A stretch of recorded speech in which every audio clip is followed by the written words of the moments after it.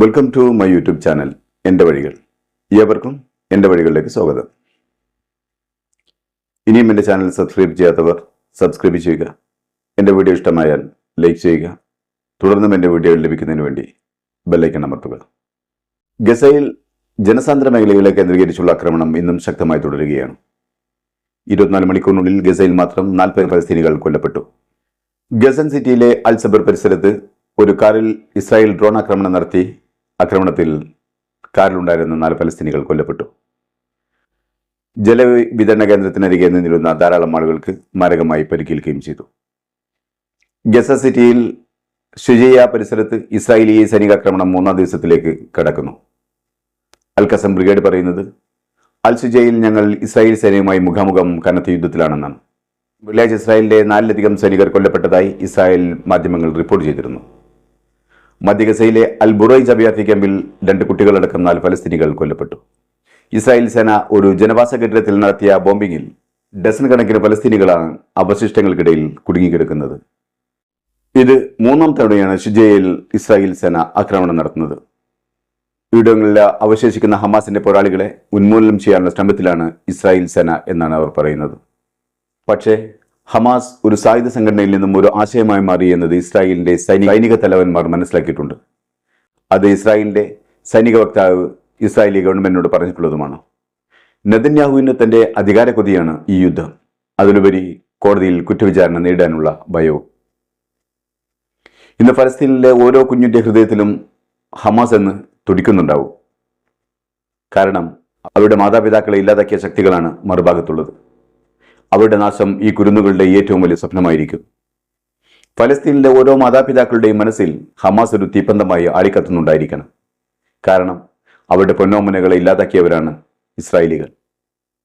അവർ ഈ ഭൂമിയിൽ നിന്ന് തുടച്ചു നീക്കപ്പെടുക എന്നത് ഏതൊരു ഫലസ്തീനിയുടെയും സ്വപ്നമായിരിക്കും.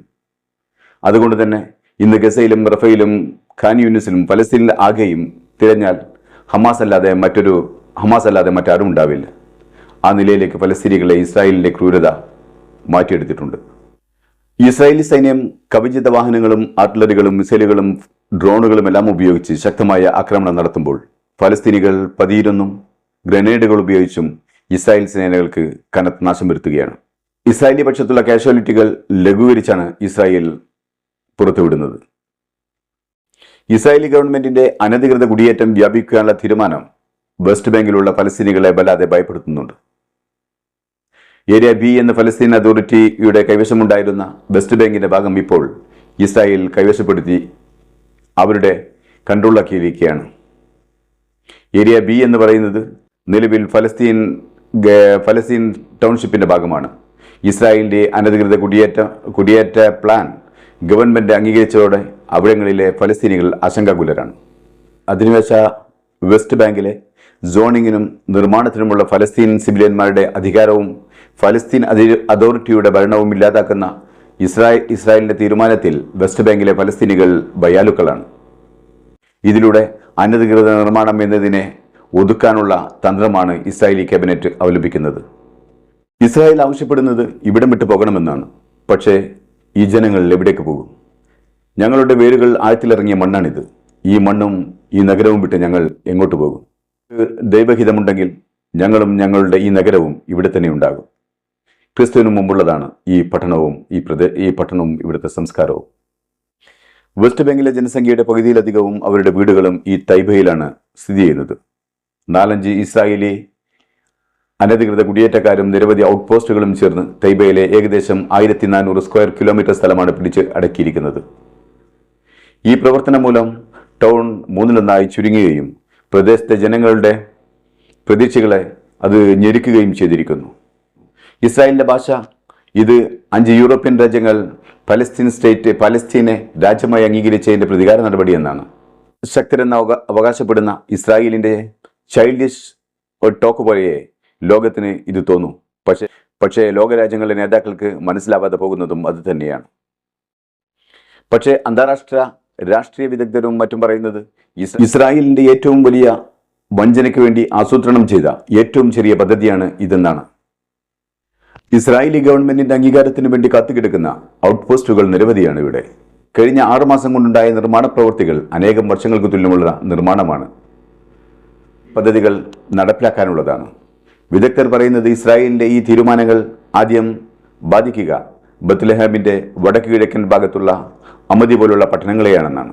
ഇതിനകം പൊളിക്കാൻ തീരുമാനിച്ചിട്ടുള്ള 3000-ലധികം വീടുകളിൽ ചിലതാണ് ഇവിടെയുള്ള പലസ്തീനിയൻ ഭവനങ്ങൾ.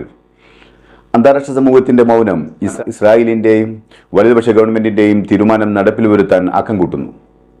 ഈ കയ്യേറ്റം തൈബയെയും മറ്റു പട്ടണങ്ങളെയും കടന്ന് മുന്നോട്ടു പോവുകയും ചെയ്യും. ലബനന്റെ തെക്കൻ അതിർത്തിയിൽ കൂടുതൽ ശക്തമായ ഏറ്റുമുട്ടലുകൾ തുടരുകയാണ്. ലബനിലുള്ള നിരവധി പട്ടണങ്ങൾ ഇസ്രായേൽ ആക്രമിച്ചു. ഹിസ്ബുള്ളയും ഇസ്രായേൽ സേനയ്ക്ക് നേരെ ശക്തമായ ആക്രമണം നടത്തുന്നുണ്ട്. 2000-ൽ ഇസ്രായേൽ സേന പിന്മാറിയതിനു ശേഷം UN നിർദ്ദേശിച്ച ബ്ലൂ ലൈനിനോട് തൊട്ടുകിടക്കുന്ന ഒരു പട്ടണമാണിത്. ഒക്ടോബർ 7-ന് ഹമാസ് ഇസ്രായേൽ സംഘർഷം ആരംഭിച്ചപ്പോൾ ഹിസ്ബുള്ള ഹമാസിന് പിന്തുണ പ്രഖ്യാപിച്ച് ഇസ്രായേലിനെ ആക്രമിക്കാൻ തുടങ്ങിയതു മുതൽ ഇതുവരെയായി 300-ലധികം ആക്രമണമാണ് ഇസ്രായേൽ ഈ പട്ടണത്തിൽ നടത്തിയിട്ടുള്ളത്. ബോംബ് വർഷിച്ചും മിസൈൽ ഉപയോഗിച്ചും അതുപോലെ തന്നെ ആർട്ടിലറി ഷെല്ലിങ്ങും ഈ പട്ടണത്തെ തകർത്തെറിഞ്ഞിട്ടുണ്ട്. ഈ പട്ടണത്തിന്റെ ഏത് ദിശയിൽ നിന്ന് നോക്കിയാലും തകർന്ന കെട്ടിടങ്ങൾ മാത്രം കാണാം. ഈ പട്ടണത്തിലെ 90% ആളുകളും ഇവിടെ നിന്നും ഒഴിഞ്ഞുപോയിരിക്കുന്നു.